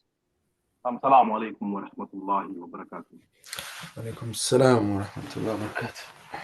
Mbanze nshimira Imana subhanahu wa ta'ala, sabira amahoro intumwa yacu, amahoro n'imigisha, sabira intumwa yacu amahoro n'imigisha, natwe twese Imana ikomeze kudukomeza kugira ikirenge muke kugeza ku munsi w'imperuka. Genda umwe nitwa Musa Gael Nyangezi, aba ubu ngubu mperereye Gatino. Nshimira cyane abantu bose bafite uruhare mu gutegura ibi biganiro n'aya masomo. Nshimira cyane Sheikh Daudi Nigena, mu by'ukuri mubwira yuko nawe ari mu nkurikije aho twagiye tubona abarimu bacu, nawe ari umwe mu migisha twagize muri iki gihugu cya Canada, ndetse ngewe kubw'intambara ariko nk'abandana bimpetinga kurushaho kuko wenda duturiye umujyi umwe hagati. So ibyo ngibyo nibyo kwishimira cyane. Rero nagize n'amahirwe yo gukurikirana urukurikirane rw'amasomo ajyanye n'uburere bw'umwana muri Islam. Uyu munsi tugeze ku isomo rya 5, ubwo twatangiye atwigisha urushako, cyangwa se benshi muri twe atwibutsa inshingano zo gushaka, kuko uburere bw'umwana uruhera uburyo ababyeyi bahisemo abo bashakana nabo kugira ngo bazafatanye urugendo rw'uburere bw'umwana. So ni amasomo afite akamaro gakomeye cyane. Ndabihuza n'isomo ry'uyu munsi kugira ngo mbaze ikibazo, ariko reka mbanze wenda complete Sheikh hari umugani yaduciriye mu Gifaransa avuga ngo science sans conscience c'est comme une ruine de l'âme. No kuvuga muri make yuko iyo ufite ubumenyi ariko udafite umutimanama nyawo, mu by'ukuri uba watakaje, ni nkaho uba wamaze n'igihombo cya dolame. Lame no kuvuga ngo niwe ngira ngo niwe mutimanama, cyangwa se nicyo kintu kigenga umuntu mu mibereho ye no mu byemerere ye. Rero mpuje amasomo yose guhera mu rushako, yewe no guhera mu burere bw'abagomba gushakana kugira ngo nabo bazashakane babyitondeye, noneho bagereho nuko nabo bagira inshingano zo kurera ababo. Noneho nkareba isomo ry'uyu munsi ritwereka challenges. Sheikh yahereye ku kibazo abana bacu, cyangwa se abana b'iki gihe, this new generation ifite. By'ukuri ndasanga imbaraga z'umuntu ku giti cye zidakwiye, cyangwa se imbaraga z'umubyeyi nkanjye. Umwana w'Sheikh yakugira inama nyinshi z'ababyeyi ba Lukman, inama bagiraga abana babo. N'ubundi niba izina wasize abwira abana babaza ikibazo ati nyuma yanjye muzasenga iki, muzasenga ihema. Mu by'ukuri jye ndi mu bantu bibaza ibyo bibazo umunsi ku wundi, ariko nkibwira ni mu by'ukuri ese umuntu kuri we ubwe ibarabyishobore. Wallahi igisubizo ni no. Ibi ntabwo wabikora udashobora, niba ubwawe udahora. Hari uburyo tutari kumva neza, sinzi abandi nimba bakumva neza. Reka wenda ngureho ubu ngubu muranyumva? Fadhali. Ubu ngubu afadhali, barakallah. So reka nzi kuri nazikuye kugira ngo ubu muranyumva neza. Naam. Rero ndimo kuvuga nti ntago byoroshe kuba umuntu ku giti cye, urebye context y'isi aho igeze n'ibigeragezo uru rubyiruko rwacu ruhari mu myemerere nyayo, cyangwa se no mu burere bufatika bufite indangagaciro z'imyemerere ya Islam dushaka gutozaho abana bacu n'igisekuruza cyacu. Ntago byoroshe, umuntu ntago yabyishoboza. Kugira ngo ubishobore nuko mu by'ukuri ugomba gufata uburanga bwawe ukabwerekera ku Mana, ugafata umutima wawe wose ukawuha Imana, kuko niba ushaka kwiringira imbaraga zawe wenyine ntabwo ushobora guhangana n'umuvuduko isi iri kugeraho.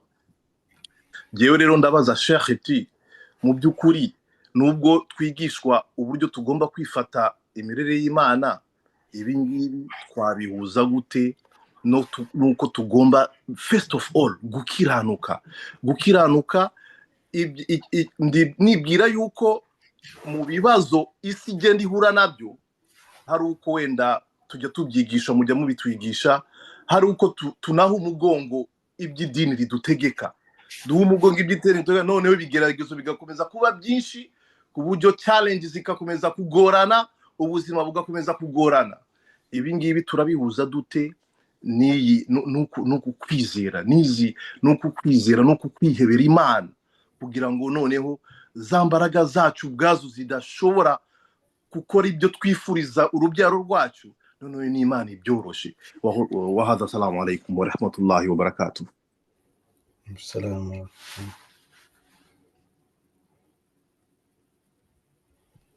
Naam. Ndi kumva wagira niba wagikurikiye kwa introduction yabaye ndende. Tumva hari icyo wakivugaho mbere yuko tujya ku kibazo cya Maya. Naam, arakoze umuvandimwe Musa. Arakoze cyane kubera ko avuze ikintu gikomeye cyane cyo guhuza ibi turiho tuvuga natwe nk'abantu, kubera yuko bigaragara ko ari ibintu bigoye kandi bikomeye tutakwishoboza, akavuga ati usibye Imana yonyine niyo bigaragara ko yadushoboza kugira ngo tugere kuri ikintu nabwira Musa nuko mbere na mbere inshingano yo kuba umubyeyi ntabwo ari inshingano yoroshye. Twumve ko ntabwo bigarukira gusa ku kuba twaragize ubushake mashallah, abadamu bagatwita tukabyara twishimye tunezerewe.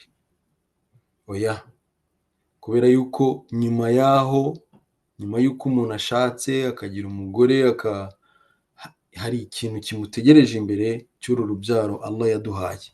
Kubera yuko rero ari inshingano ubundi, kugira ngo ugire uburyo uva mu kibazo ufite, uba ugomba kubanza gusobanukirwa icyo ari cyo. Bisobanuye ngo nitwemera ko inshingano yo kwitwa ababyeyi ndetse n'ishema n'agaciro ko kwitwa umubyeyi ari ikintu gihambaye cyane mu buzima bw'ikiremwa muntu, tuzahita tunumva ko umukoro udutegereje nawo ukomeye. Kuko ubutwari, iyo bavuze ngo umuntu ni intwari, nuko aba yarabashije gukora ibyo abantu benshi batabashije.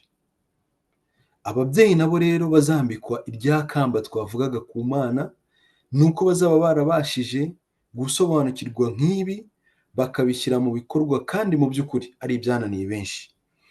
Gushobozwa rero nuko Imana, nk'uko Musa abivuga, nibyo kandi niko bimeze.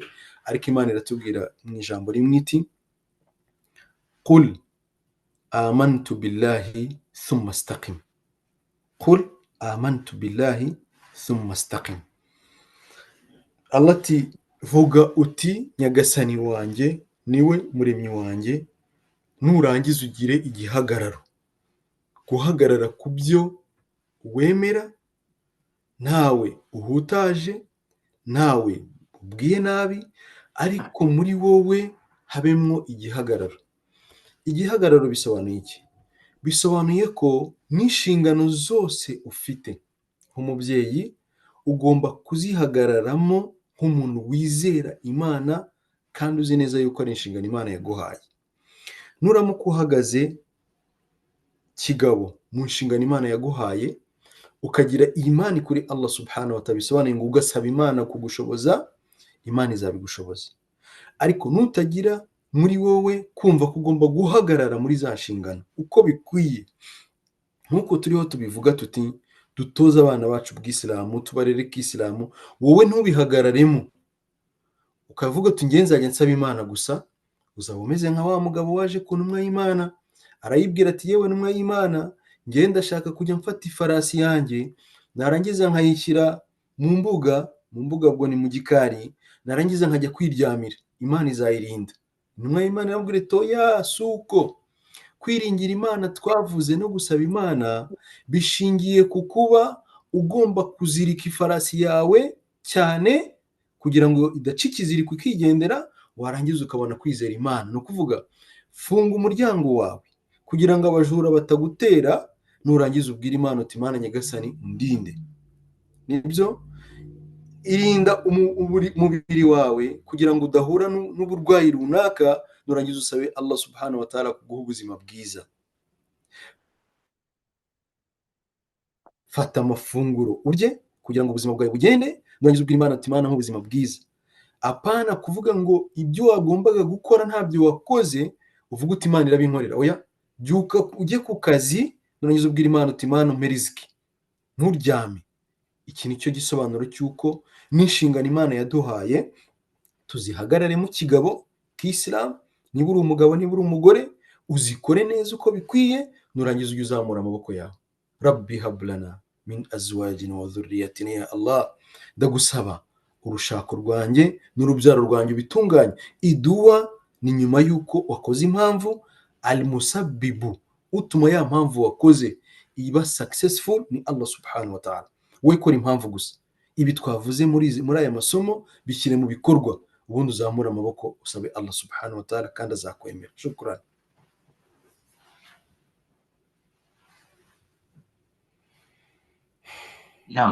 Ikindi kibazo cyaje ni iki cyanditswe kuri Zoom, kikaba cyabajwe na Maya.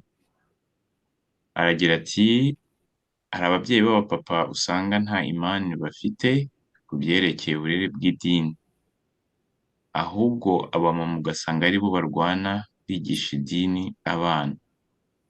None ubwo ibyo umupapa atakoze, umubyeyi mama azabibazwa. Ni ikibazo ntekereza kijyanye n'inshingano ku bijyanye na responsibility y'ababyeyi. Sheikh, urabivuga iki? Naam.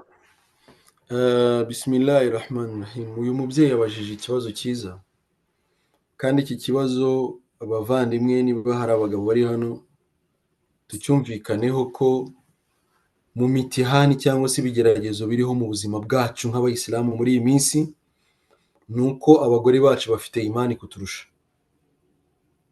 Ni ukuvuga ngo abadamu, hari abadamu bumva ko umwana agomba kwiga Qur'ani, umwana agomba rimwe na rimwe twebwe abagabo ugasanga ahubwo ni twebwe tuvuga ngo ndekera umwana. Malax na contraire baho. Hari n'abagabo bafite imani bananizwa n'abagore babo. Hari abagore bafite imani bananizwa n'abagabo, hari n'abagabo bafite imani bananizwa n'abagore. Ikintu nababwira ni iki? Buriya mwari muzi ko Nuhu alayhi salatu wassalam yirirwaga yigisha abana be kubaha Imana, umugore nawe akirirwa bibakuramo, akabwira ati so yarasaze, so si muzima. Mubona uriya mupapa ugenda akajya afata ubwato agatangira kububaza muri iyi mpeshyi no muri ubu butayu, mubona ari muzima? Ibyo babwira mwebwe mwebwe murashaka gukurikira uriya musaza na biriya bintu ababwira bidasobanutse, bitari bizima. Ni ukuvuga ngo umupapa akaba arimo gukora akazi ko gutunganya urubyaro rwe, umumama nawe agakora akazi ko kurusenya. Malax, Firawuni yari afite umugore witwa Asiya agakora akazi ko gutunganya, Firawuni nawe agakora akazi ko gusenya. Izi ni ingero nziza tuzi muri Qissa no mu mateka y'Ubuyisilamu zitihishe, zigaragaza ko hari ubwo umugabo n'umugore bashobora gufatikanya kugira ngo bazamure uburere n'uburezi bw'abana babo, ariko Munyagasani ashobora no kuzana ikigeragezo, umugabo n'umugore umwe akajya ajya ruguru undi akamanuka, cyangwa umwe akaba akora inshingano akaba ari kuri haki, undi mugenzi we akaba ari ku kinyoma cyangwa se ari kuri batil. Bavandimwe b'Abayisilamu, hano haba hari challenge ikomeye cyane itagera gusa kuri uwo mwana cyangwa uwo mubyeyi, ni ukuvuga ngo challenge ibiri aha ntabwo igarukira gusa kuri uyu mubyeyi washakaga gutunganya akananizwa na mugenzi we, ahubwo iyi challenge igera no kuri wa mwana. Niba umwana umucyaha uri papa, mama akamubwira ati ntakagucyahe. Mama yacyaha umwana, papa akamubwira ati oya ndekera umwana. Burya uriya mwana ajya hagati no hagati agafata ibimworoheye, ugasanga umwe mu babyeyi abaye mubi, cyangwa se umwana ahisemo ko bya bintu mumubwira mwebwe ubwanyu mudahuriyeho, agahitamo kutabyitaho. Aha rero ikiriho ni iki? Ni uko umugabo n'umugore bakwiriye kumvikana ku bijyanye n'uko inshingano bahuriyeho ariyo kurera bariya bana. Niyo haba hari ibibatandukanye, ibyo batumva kimwe, ibyo byose bibatandukanye cyangwa bibatanya, bakagerageza uko bashoboye kubera Imana Allah subhanahu wa ta'ala, ntibikafekite babana babo uko bashoboye. Ni ukuvuga ngo kumaximiza bashoboye ko ibyo batumvikanaho bitagomba kototera kugera ku bana babo, bakabikora kubera Imana Allah subhanahu wa ta'ala no ku nyungu z'aba bana.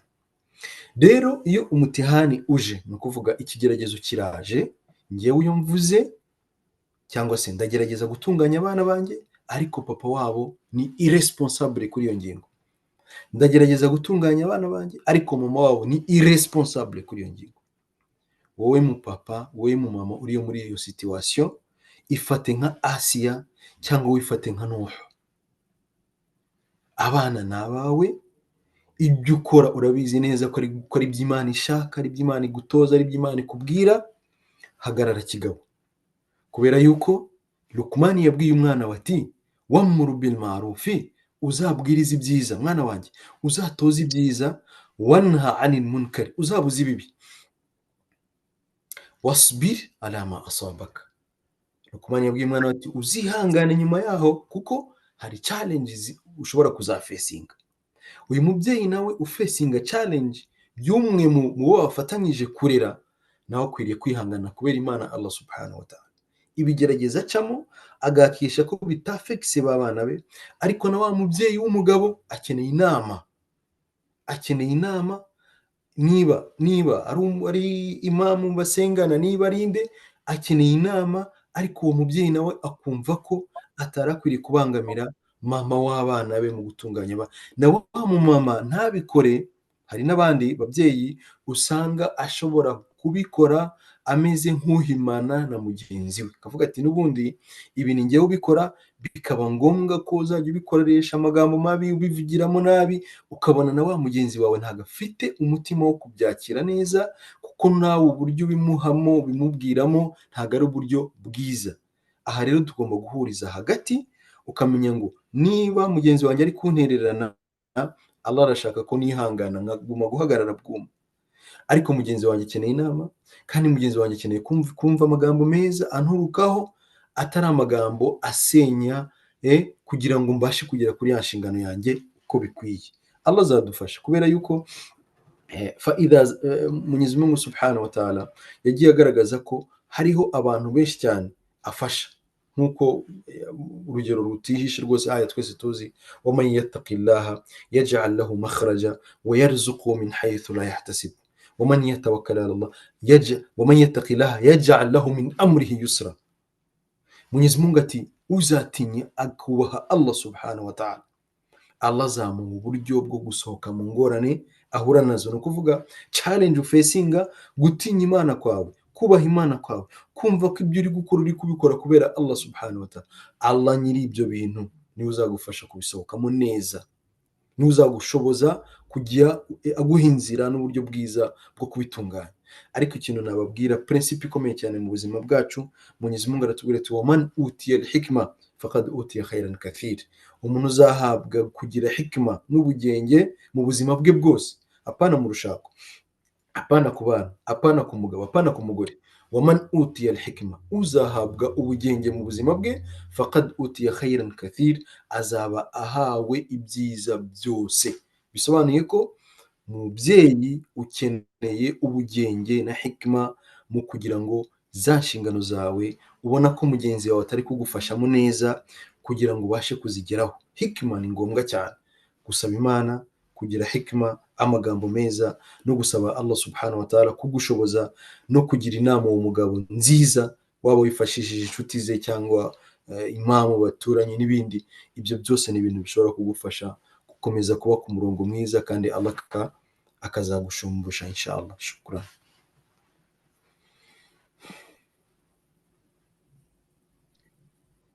Naam, tugeze ku isaha ya saa Sorry tanu na Abu. mirongo itanu. Komeza. Naam, Abubakari. naam, komeza. Ni ukuvuga yabajije ngo akazabibazwa, ntabwo azabibazwa. Ako kajambo niko nari nsigaje. Ni ukuvuga ngo wa mubyeyi wubahiriza inshingano ze agakora bwa buryo bwose, ntabwo Mwenyezi Mungu azabimubaza, kuko uruhare rwe azaba yararukoze inshallah. Shukran. Nk'uko nabibabwiraga, tugeze ku saha ya saa tanu n'iminota 51 ku bari muri Amerika du Nord, muri Est. Tukaba tumaze kugera ku bantu ntekereza ko bitabiriye imiryango 30. Mu gihe ntari nabona abandi bazamuye akaboko, ndumva icyo nababwira ni uko birashoboka ko ari abatangiye isomo batinze. Ku bushobozi bw'Imana iri somo turagerageza turitunganye vuba, rijye ku murongo kimwe n'andi ari gutunganywa. Mukaba mwazakomereza kuri page ya Idorsa ibibazo. Turashaka kugira ngo dukore na interaction hamwe n'umwarimu ku buryo ashobora no kuko none ashobora kuba udafite iki kibazo cyangwa se hari icyo watinye kuvuga, ariko ukaba wacyohereza kuri urwo rubuga. Ni urubuga rwagenewe rino somo n'andi masomo ariho inshallah tuzakomeza gushyira ahagaragara kugira ngo abantu babashe gufayidika. Hanyuma Isha yagize neza kuduha ingero ku bantu babashije kuba na YouTube bizajyaho inshallah, ku bantu babashije kuba intangarugero cyangwa se uburyo bitwayemo haba ku mugore no ku mugabo. Ni ikibazo ntekereza ko cyaba kirekire, ariko wenda twakijyana nk'umukoro cyangwa kugira igitekerezaho, Geshe yaba hari icyo yakivugaho nawe yakivugaho. Muri iyi si ya none biragoye, ariko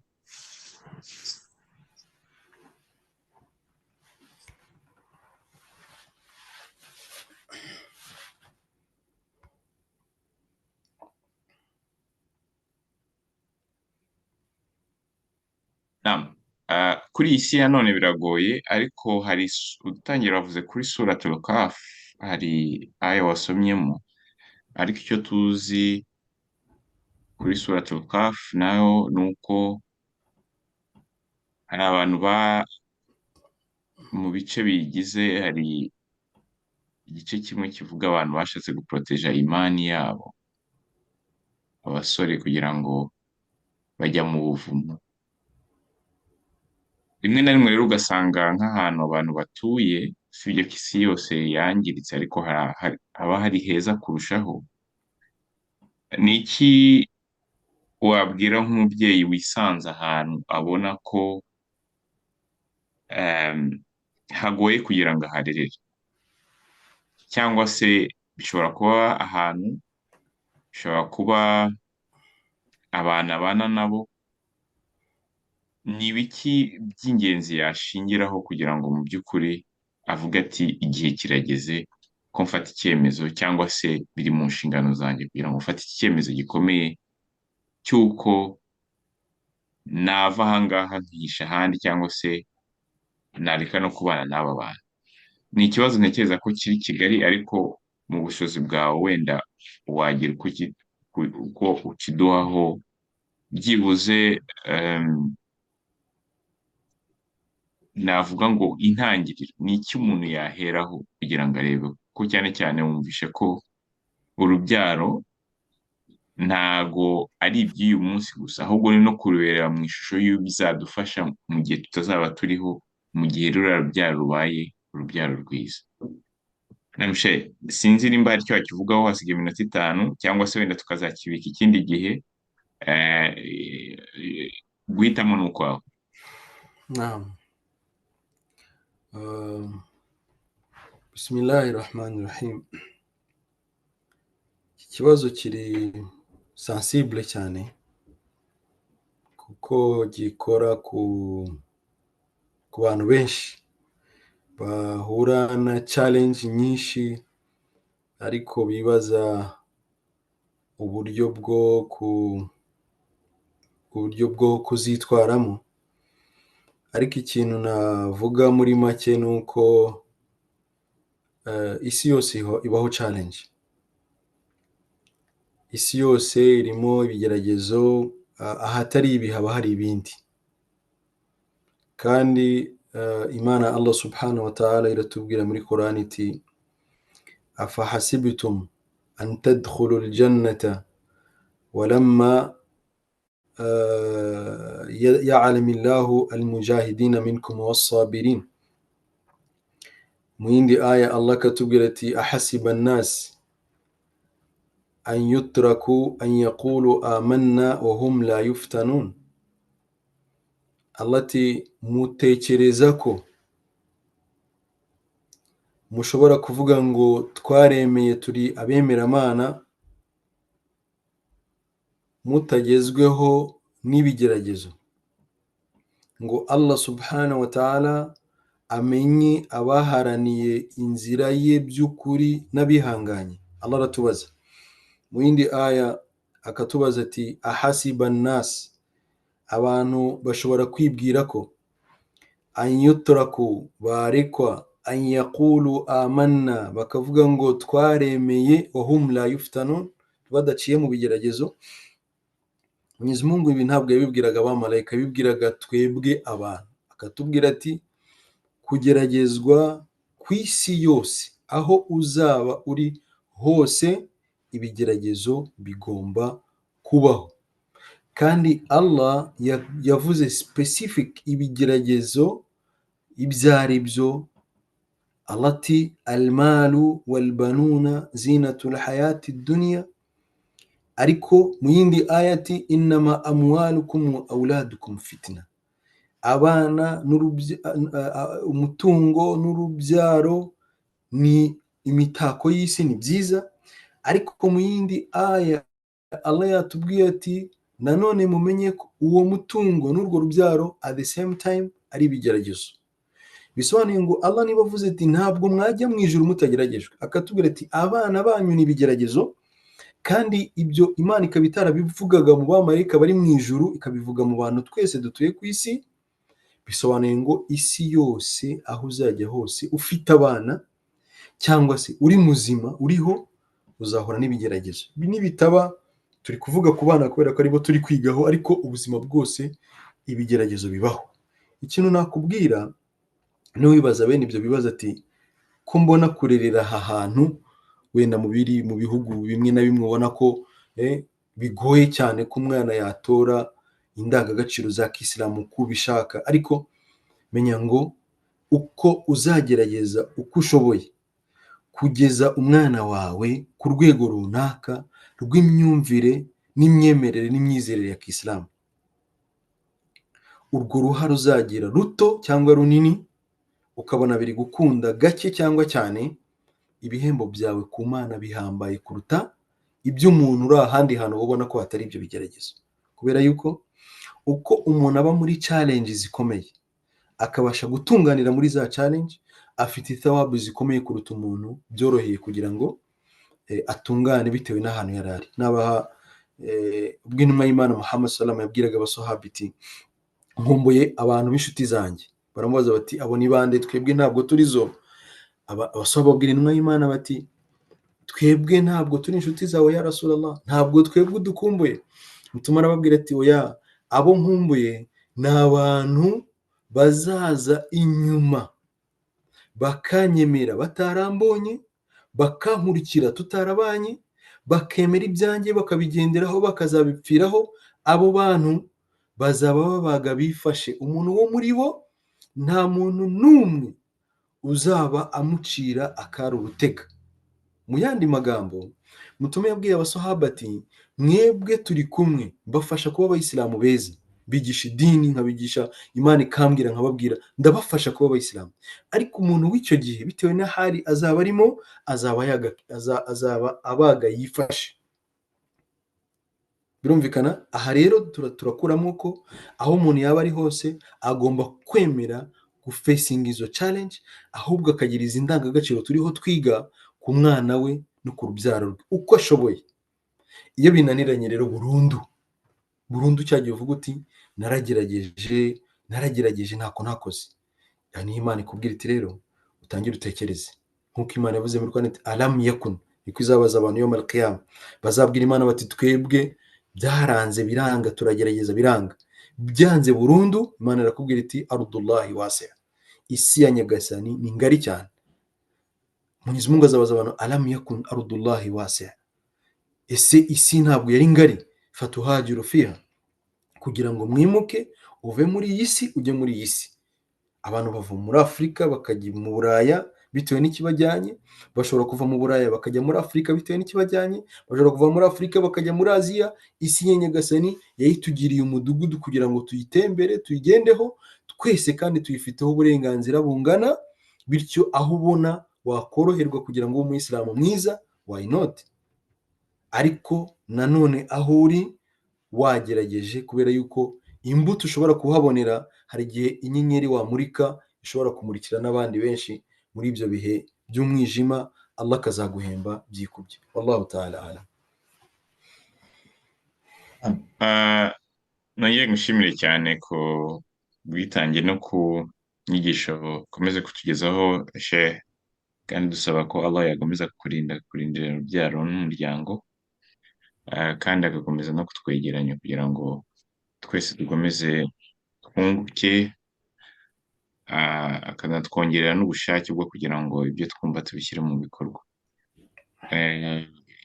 Nk'uko muzi ko inema y'igihe ari inema igoranye cyane kuyigira no kuyirinda.